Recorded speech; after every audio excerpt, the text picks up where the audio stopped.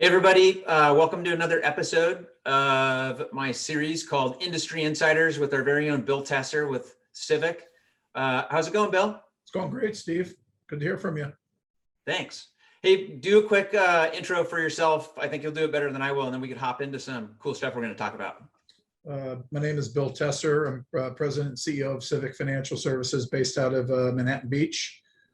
And we specialize in business purpose loans, which effectively is non-owner occupied investor loans.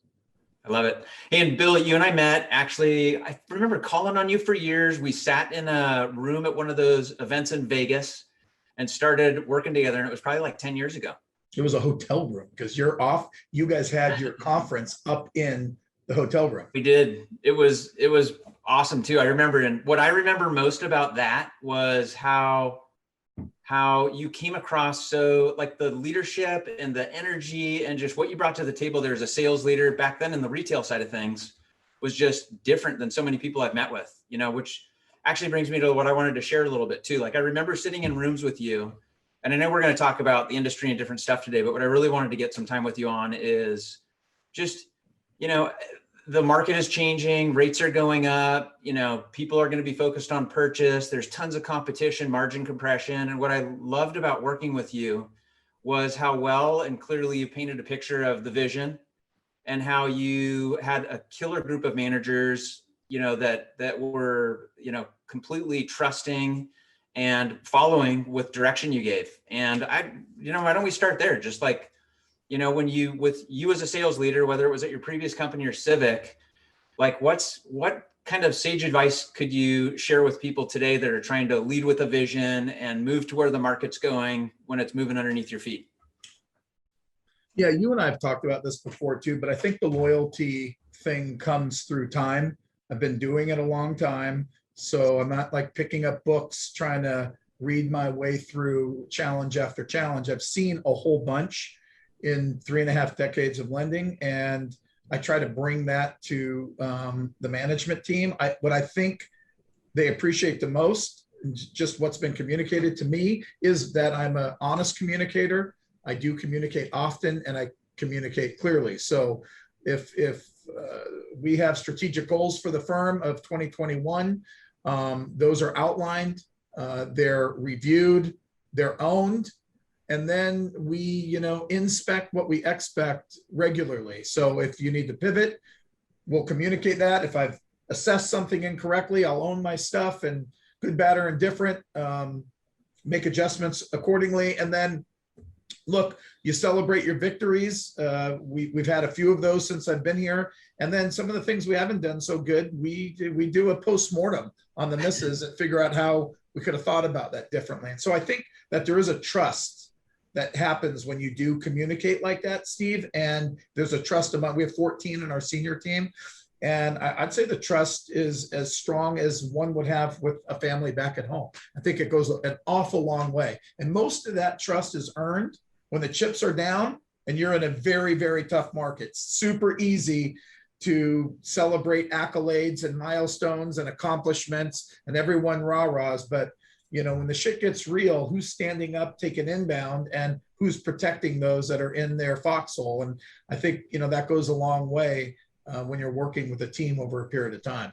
Yeah, it's so true. I mean, in a great market, everybody can celebrate and do well. There's not as much, the negative is just how do I deal with more business because it's all coming at me so fast. But, you look at a market like ours right now and margins compress, there's a lot more competition out there, and it's all going to be going after the same business if it shrinks, and just leading through that's so different.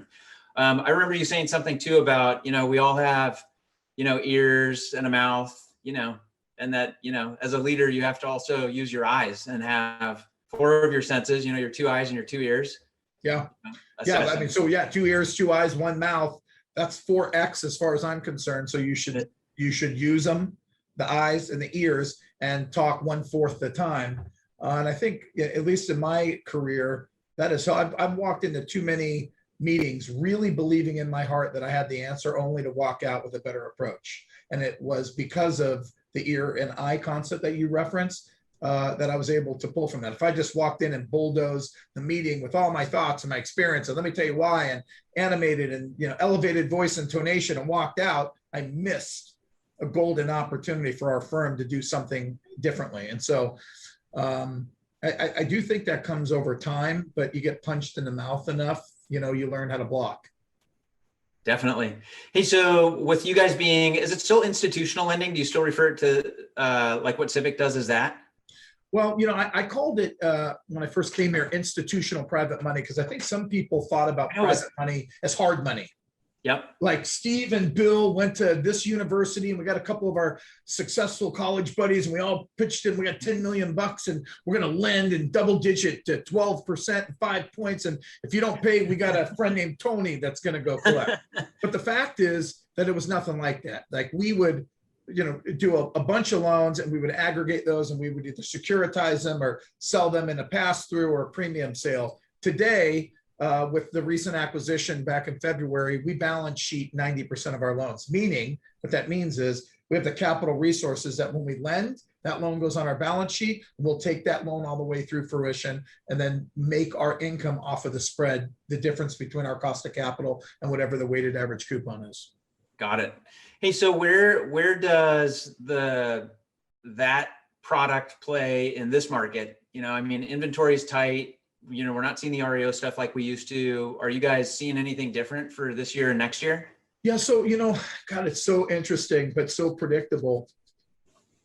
It's a niche product, right? I mean, when you think about it, if I came over to your shop, you probably have 250 different loan products, maybe more, right? Yeah. Maybe more. I think when I ran conventional, the number that sticks in my head was like 256, whatever. Because we need that many, right?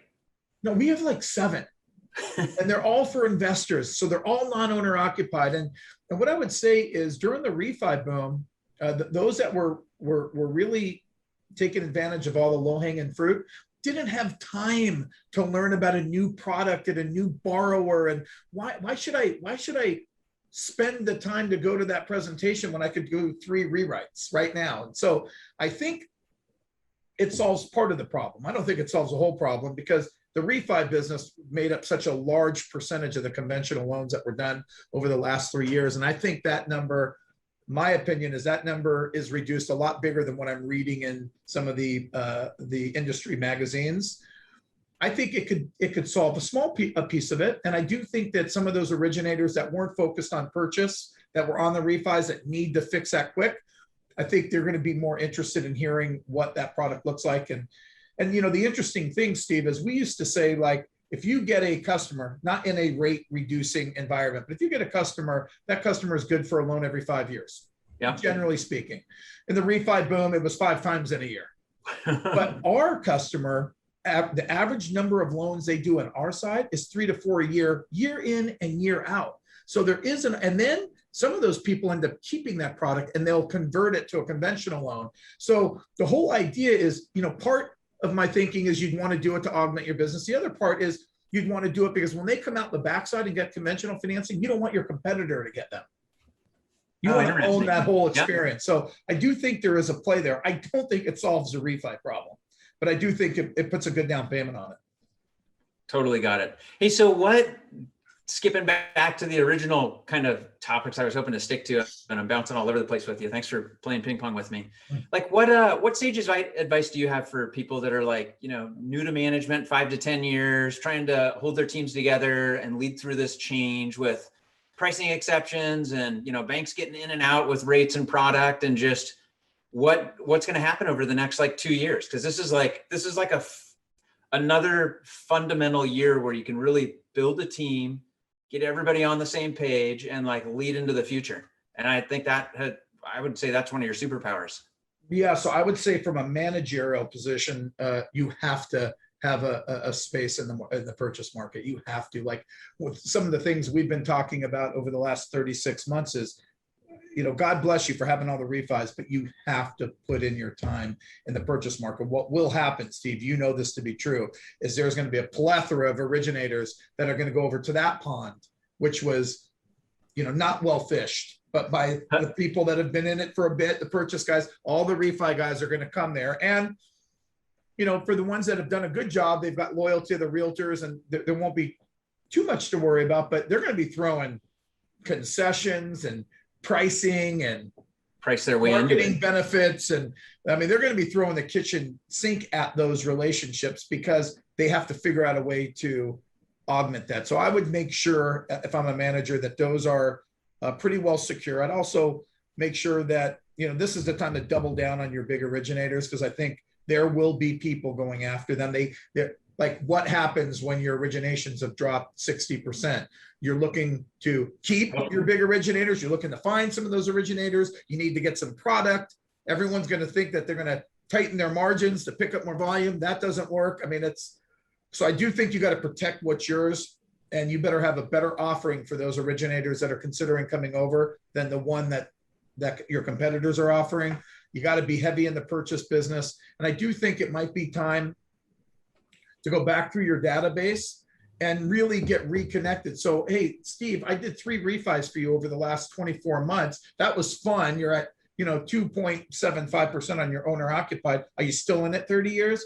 No. I just found out my kid's going to go to college in Nashville, so I'm going to sell it in 3 years. Oh, well, how about converting it to a 3-year interest only or a 5-year interest only? So you have an opportunity. Or just leverage the data. Yeah, I mean, because, I know there's this thing and people get caught up in it. Like, oh no, once they got 2.99, they're never refinancing again.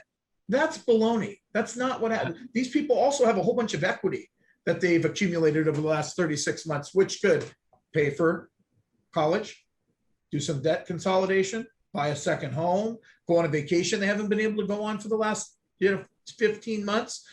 They're going to want to tap into that. And so if you think about it, someone's got a $500,000 mortgage at 2.75, and today the rates are 3.25, but they can get $100,000 cash out, pay off the 14% credit card debt. All of a sudden, 3.25 ain't so bad.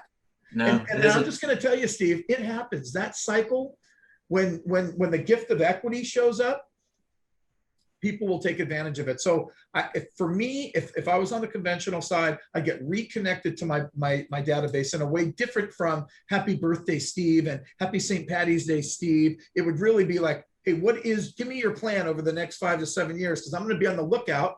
I'm going to put you on a rate watch program so it targets your plan. And when something comes up that benefits you, I'm calling you. I think that's going to be important, right? Because they're going to have to figure out a different way to play the same song.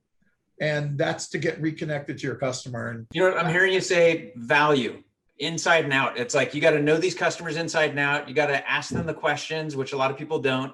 But the other thing you said is realtors, dude, what would you do right now? Like, everything's remote. People aren't necessarily meeting for coffee, especially in LA, right? Like, it's going to be different to try to kind of steal realtor relationships away, unless it is all about price. I'm going to do it cheaper and faster than someone else. And they're not going to do it faster. They'll do it cheaper. But I almost feel like some of those relationships might be a little more protected from traditional relationship stealing, outside of this, the stuff that people have always done, which is, we'll do it for cheaper. We'll do it for a lower rate than the next person. They'll just not make as much money on the deal. Protected, are you talking about like MSAs and those types of things? No, just realtor relationships. Some of the big producers that have been loyal, let's say the loyalties, are tight and harder to break away when you're doing it over the phone or Zoom, or you can't go break bread. Yeah, I think my feeling's always been, if I was trying to get Steve Rennie, the realtor, and Steve used Anthony Shea, the loan originator, and you've used him for 10 years, my thing would be, Anthony Shea is unbelievable and great. You should continue using him. But if something should happen, he's on vacation, he doesn't have this product, you need to get a second look. They're requiring I'll bet second, no problem, and just wait for that opportunity. If you bat second to enough good realtors, you're going to get your at bat, and then you got to perform. And I think early on, a lot of the new originators don't do that enough. They think that Steve Rennie's already got a relationship, and that's the end of the conversation. And I actually totally disagree with that. Just a no for now. I mean, that's recruiting 101, right? Conditional, yes. Right? Yeah. Hey, the other thing about your scenario too is, like, if you can't get the realtor, you recruit Anthony, and either way you win the business, right? It's like, I'm going to turn my sights as a manager from the deal to the loan officer that gets the deals, and I'm going to win one way or the other at some point. Yeah, I mean, I think you said something earlier about, like, this. I think I said this is a make or break market, and you said these are the markets I thrive in, and it's because you understand that dynamic of the industry. There's 1,000 reasons for no, there's a few reasons for yes, and it's your job as a manager to find that. And the good ones do, and the good ones are patient, and the good ones take proper notes, and they have a database where they know what to say the next time they call. And the ones that aren't so good don't, and that makes our jobs a lot easier. Oh, it totally does. Yeah. Well, hey, I appreciate you spending time with me, and I know you have a lot on your plate, but I have learned so much from you in my career, and I just want to say thank you for all you do for everybody, including myself, and just a huge fan of Civic. I know we do some business with you guys. Hopefully this is going to be another breakout year for you guys. But thank you for all you do. Well, for me to give it back to you, Steve, I have met thousands of people over 37 years in lending. And there's those that really kind of stand above those. They're honest, they have integrity. They always do what they say what they do. And you've been one of those guys since the day I've met you. And so I wish you continued success. And I think Loan Depot is very lucky to have you. And I know you feel the same way about them. I do. Hey, and say hi to my friend Brian over there, who's hopefully crushing it. He's spent some time in my office getting all the wrinkles ironed out, and I'm a huge fan of his, and I think he's having a great time working with you. So yeah, he's for all you guys. Yeah, we like Brian. All right, cool. Well, thanks for watching, everybody. Bill, thanks for your time and the sage advice, and we'll catch up soon. Happy hunting. Thanks.